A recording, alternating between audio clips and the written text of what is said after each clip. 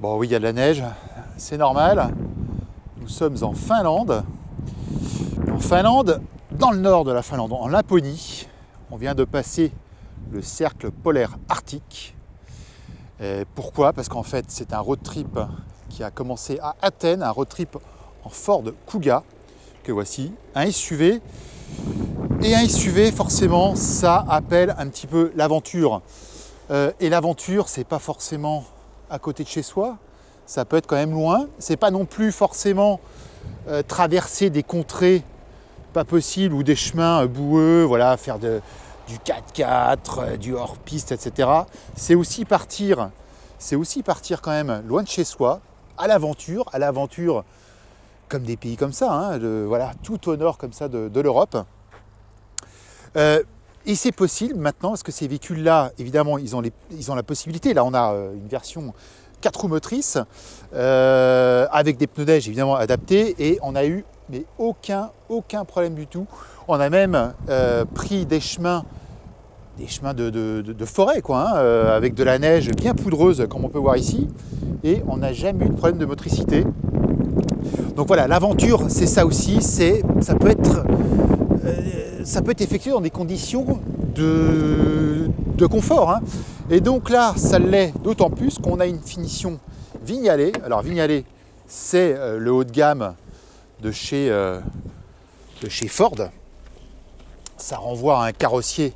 On va se mettre au chaud, hein. On va se mettre au chaud parce que il fait quoi? Là, il fait -4.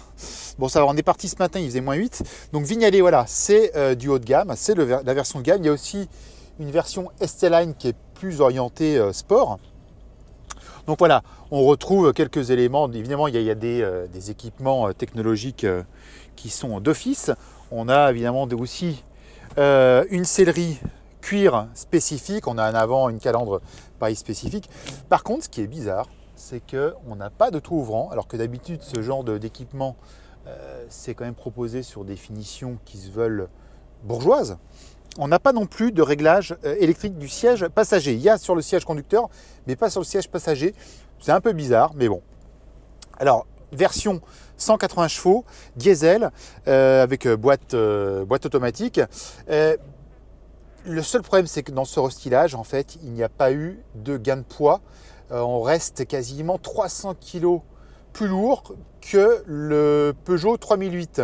Alors, quand on roule pépère comme ça sur des routes rectilignes, comme on a pu emprunter, ça pose pas de problème. J'imagine quand même que quand il y a des routes qui tournent un peu plus, là, c'est un peu plus problématique.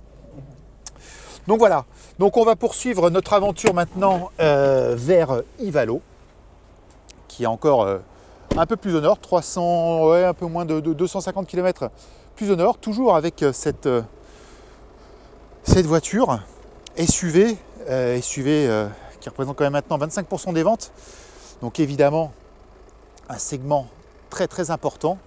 Mais voilà, donc l'aventure peut se faire dans des conditions tout à fait, dans des conditions vraiment de confort le plus grand.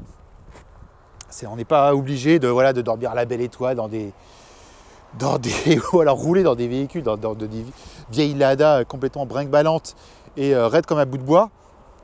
L'aventure, ça peut aussi se concevoir avec tout le confort moderne possible.